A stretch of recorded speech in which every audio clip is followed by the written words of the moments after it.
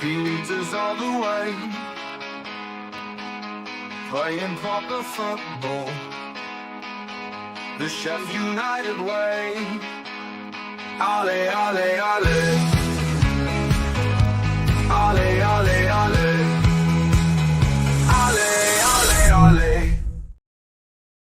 Hello, Blades, and I'll be honest with you, I cannot believe that we are here for another match preview already. It feels like I've barely even scratched the surface of celebrating Wednesday's fantastic result against Portsmouth, that all of a sudden there's another game in I think it's 17 hours time. I cannot believe how fast they are coming at this moment. We always know after the November international break, as we move into December, that is when the championship gets going. That's where you've got to have your momentum.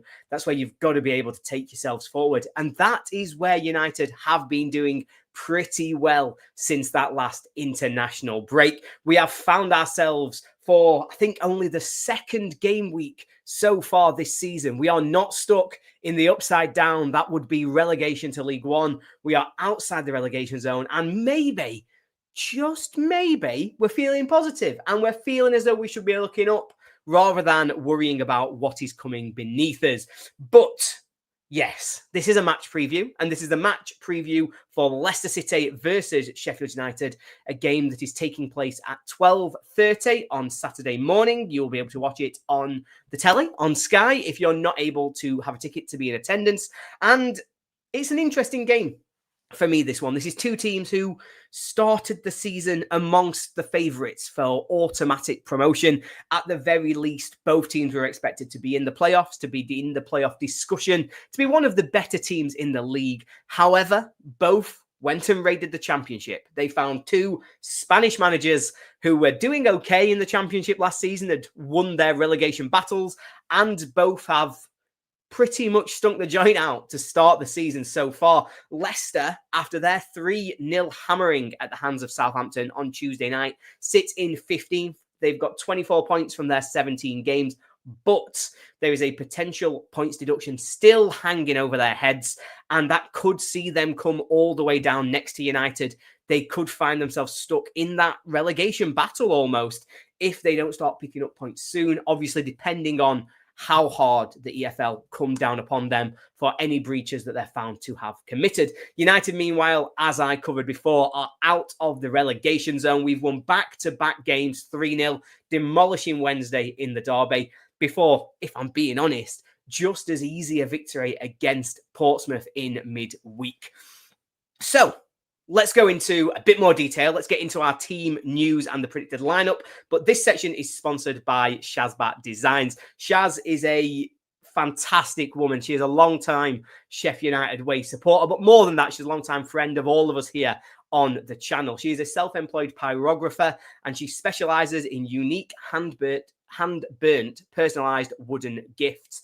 If you want to go and find out more, please go to www.shazbatdesigns.co.uk. I have used it quite a lot, buying sort of special presents for a lot of my friends, for my wife, and it's always fantastic. So please do go and check that out. And if you use the code SUW when you get to the checkout, then you will get a slight discount. You could also get that discount by messaging Shaz direct on Twitter and mentioning the Sheffield United way. So, in terms of our team news for this game, for me, this is all about who's fit enough to just go again, because I think the team have really impressed in these last two games, particularly on Wednesday night when it was a tougher test. It was a very easy win in the end, playing against 10 men for as long as we did, but they were a massive step up in terms of opposition from who Wednesday had been the week before. Gustavo Halma is one who's definitely on everybody's lips. I mean, he does know, if he wants to get in this team, the way you do it is you get the ball 35 yards from goal and you smash it straight in the top corner. You have a personal one-man goal of the season competition, and that was fantastic to see. So he maybe will be thinking that he should be in line for a start in this game. Patrick Bamford, for me, the other one who I think is a bit 50-50 in terms of in everybody's mind. Is he fit enough to go again? He made his first start for the club, got his first goal in, I think it was 19 months. BBC Sport tweeted about 5 times. And I think that should be enough to see him retain his spot in the team. But it'll be interesting to see what Wilder does. We know with a 3-game week, it's really difficult making sure everybody's fit, making sure that nobody is too tired, for example, to start the game at the weekend. For United, this has been such a quick turnaround. Let's just be clear here. This was Sunday, Wednesday, Saturday morning. This is a very quick turnaround to have 3 games in. It's 6 days, but really, you can count, if you're sort of counting from the end of those, it could even be interpreted as 5 days, but that's only if you don't know days of the week, and I clearly don't know what I'm talking about. It's 3 games in 6 days. So in terms of my predicted starting 11 for this game, in goal, wearing 1, Michael Cooper. It's obvious you have to pick him. Since that injury scare against Coventry City, it's 3 games, 3 clean sheets. He's not had loads to do, but it does feel to me as though maybe we're getting some confidence back into Michael Cooper. And just maybe we could start to see him regain the form, which has me claiming he is the best goalkeeper in the Championship. In front of him, I think it's a no-brainer. If they're all fit, you play exactly the same back 4 for me. I think they've proved themselves now. Like I say, that's such a great unit of 5 at the moment. 3 games, 3 clean sheets. Why would you need to change anything? So it'd be Femi Sirike, Japhet Tanganga, Ben Mee, and Sam McCallum. However, I recognise that it probably wasn't McCallum's best game midweek. And Wilder does like to interchange if he can, particularly in these 3-game weeks, as we've referred to before. So we may see Harrison Burrows come in for this one. It wouldn't be a massive shock if he starts the game, albeit it isn't what I would do. The midfield too is a similar question. I mean, Sidney and Gyro have now cemented themselves as the first choice, I think. I think any of those debates, those arguments, I was shouting for Davis and Samare. Lots of people felt as though we needed a change in the centre of the park, but Davis has got injured again. Gyro all of a sudden is looking fit, looks ready to play. And so I think these two have to be the first choice that you want taking United forward at this moment in time. However, Gyro does tire through games of football. I thought it at Hillsborough, where he was great for 30 minutes and started to sort of die off a little bit. I thought against Portsmouth, he was effective throughout the game, but he did pick up a little bit of a knock early on in the first half. I also didn't think he had the same energy about him that he had at Hillsborough. So it is possible we have to make a change here for fitness reasons, but I would absolutely be sticking with the same pair, Sidipek and Gyro Riedewald. Now, this is where things get controversial because I would stick. I'm not twisting. I'm not going straight out there and saying we should throw Gustavo Harmer in. We need to give him time. We need to make sure he's fully fit. There's no point rushing him back at the moment. I do feel as though our attacking 4 is what I'm going to refer to them as, have been doing okay. I think they've looked decent. I know Andre Brooks is frustrating a lot of people, but for me, Andre Brooks and Sirike have a beautiful partnership. I think it works perfectly. I think it actually really balances United. It gives us an extra sort of threat that we wouldn't carry otherwise, and they actually just dovetail so well with Brooks being so good at the defensive side of the job and Sirike being able to bomb on. I really like what we've got there. If you take Brooks out, for example, put Harmer in, that just disrupts it a little bit. It changes the role entirely. Sirike would become isolated down that right-hand side. So, yeah, I'm sticking with Andre Brooks on the right, Callum O'Hare playing in that sort of hybrid left-sided position. And then the front 2, Tyrese Campbell starts. No question for me. He got a full rest midweek. He should be raring to go after his 2 goals against Wednesday. I think he has to start, no question. Who partners him? I mean, I don't think I can predict exactly what Wilder's going to do. I think he's going to keep us guessing, and I think he is going to mix it up. Personally, I would go for Patrick Bamford. I think he had a good game midweek, and I think we should want to see him continue that. Obviously, Danny Ings had started the last 2 before the midweek game, and so he may come back in. It might have just been resting him for his fitness. I also think Tom Cannon will have a point to prove in this game. He didn't get many opportunities when he was at Leicester. He probably feels a little bit hard done to in terms of the way that they shipped him out on loan and then shipped him out to United. He might have something to prove. But yes, I would be going with Campbell and Bamford. Fingers crossed. Hey? So let us know your comments. Get into the chat. Tell me who you think should be starting this game. Tell me that I am stupid and that we should absolutely be throwing Gustavo Harmer in straight away. I want to hear your thoughts on how you would pick this United team. Now, before we crack on, let me have a word for our chief sponsor. And we are now delighted that the IPM Group UK is our latest channel sponsor. IPM Group UK is South Yorkshire's experts in security, CCTV and facilities management. They help keep stadiums, businesses and events safe, and they make sure everything is running smoothly. Huge thank you to the IPM Group for supporting the channel and for supporting the Blades. Go and check them out at ipmgroupuk.com. So that brings us into our opposition team news. And our opponents here are Leicester City. They're a hard team for me to get my head around right now, if I'm being honest. It's only 2 wins in their last 8 games is one way of looking at the data. Another way you could look at the data is they've won 2 of their last 3. They also have an unbelievably talented squad. You look at some of the players that they've got lining up for them, and you just wonder, why are they playing in the Championship? How have they ended up here at this stage of their career? I did a preview with a good friend of mine, Jack, from the Final Whistle yesterday, and he and all of the fans in his comments, to be honest, were really down about Leicester. They're really not enjoying themselves. They do not enjoy what they're seeing in front of them. They think this is a really bad season, and they're feeling pretty negative. They do feel as though if we can get on top of them early, their fans are going to turn. They don't like the manager, Marty Cifuentes. They don't like the style of football he's employing at the club right now. And I wouldn't be shocked if it got quite toxic quite quickly if United can make a really good start. So that is something to keep an eye out for. However, he predicted a 4-2-3-1. And he went for 38-year-old Asmir Begovic in goal, obviously a well-known name from many, many years spent playing in the Premier League. The back 4, he thinks they'll make some changes here. He thinks Ricardo Pereira will come back into the squad, replacing, obviously, United favourite Hamza Chowdhury, who had started the game against Southampton midweek. He thinks the back 2 will be Wout Faes and Yannick Vestergaard. 2 players who have been singled out for massive criticism by those Leicester fans. Jack really couldn't understand why they were the continued pairing. They have a fantastic player on the bench, was at Oxford last season, Ben Nelson. If he comes in, I think they probably are a better team. So I hope we do see Faes and Vestergaard. And then a man whose memory might send a shiver down your spine's blades. At left back, it is likely to be Luke Thomas coming in for the suspended Aluko, who was sent off against Southampton. In midfield is where we really start talking about the superstars, though. And this is where you really see the levels that is in this Leicester squad. So I think the 2 that'll start will be Harry Winks and Jordan James, both fantastic footballers. Jordan James with the ball at his feet is a magician, somebody to really keep an eye on. But it just shows you the level they've got, that somebody like Ollie Skip isn't even really a nailed-on starter. There's every chance that he moves in and out of this team. And so there's so much depth for them, and winning that midfield battle will be crucial. But Gyro's role here will be to stop James, make sure he can't get any time on the ball, make sure he can't break. In front of them, we're still just talking about players of massive class. Steffi Mafadivi on the left, he got 13 goals, 6 assists in his last season in the Championship just a couple of years ago. Bobby D. Cordova-Reid has spent most of his career playing in the Premier League, or at the bare minimum at the very top end of the Championship. And Jack thinks he'll come into the team from the start in this one.